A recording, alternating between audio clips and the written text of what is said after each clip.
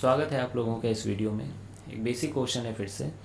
कह रहा है इन द फिगर m1 की वैल्यू 5 kg है, m2 की वैल्यू 2 kg है और इस फोर्स की वैल्यू 1 न्यूटन दी गई है ना, कांस्टेंट फोर्स है।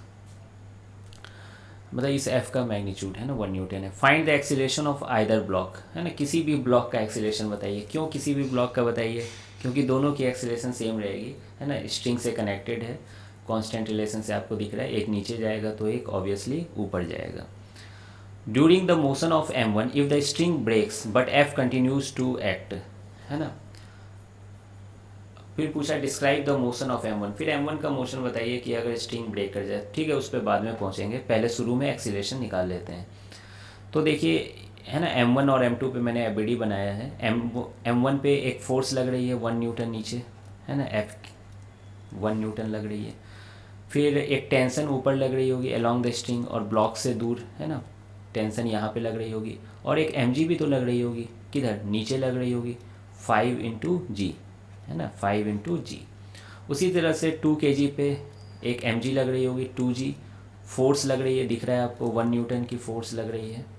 और ऊपर क्या लग रही होगी, टेंशन लग रही होगी t, है ना। आई बात समझ में? अब देखिए कि ये जो यहाँ पर है 5g और 1 है और यहाँ 2g और 1 है, ठीक है, m2 में।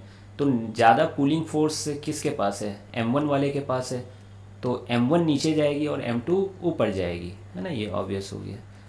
ये a और ये a से ऊपर जाएगी। तो यहाँ तक तो आपको समझ में आ रहा होगा। उसके बाद आप क्या लिखोगे, net force equal to mass into acceleration. Net force equal to mass into acceleration दोनों के लिए लिखेंगे हम लोग, ठीक है। अब देखिए इसकी एक्सीलरेशन नीचे है तो ये वाली फोर्स को मैं बड़ा मानूंगा ऑब्वियसली। तो 5g plus F minus T equal to mass into acceleration. तो ये रहा आपका पहला इक्वेशन। फिर उसी तरह से इसके लिए जब लिखोगे, है ना, सेकेंड वाले के लिए, m2 वाले के लिए, तो एक्सीलरेशन ऊपर हो रही है तो मैं एक बड़ा किसको मानूंगा, t को मानूंगा, है ना।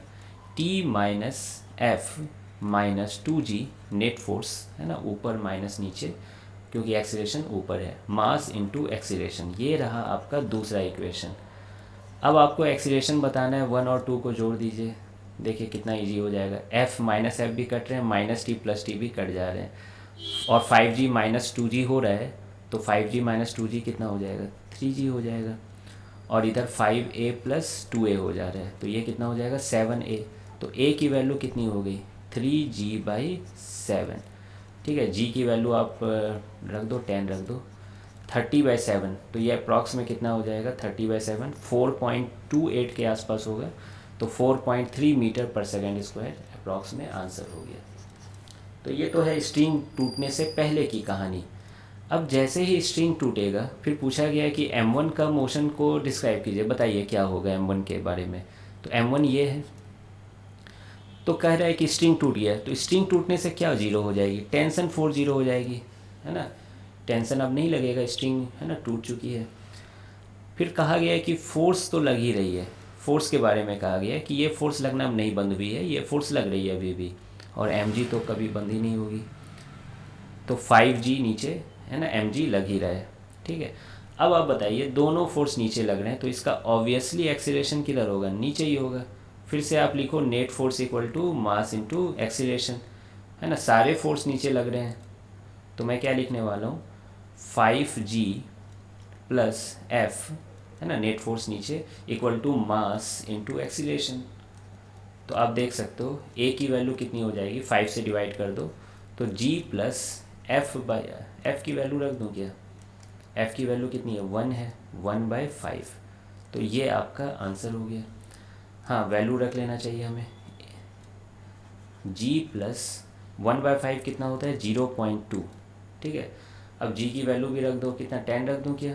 तो एक्सीलरेशन कितनी हो गई, 10.2 मीटर पर सेकेंड स्क्वायर, है ना। इनफैक्ट अगर g की वैल्यू 9.8 रखते तो ज़्यादा अच्छा आ रहा है, 9.8 प्लस 0.2 10 मीटर पर सेकेंड स्क्वायर आ रहा है, ठीक है। ऐसे भी में आप देखोगे यहीं पर आंसर दे दिया गया है ना, मीटर पर सेकेंड स्क्वायर में।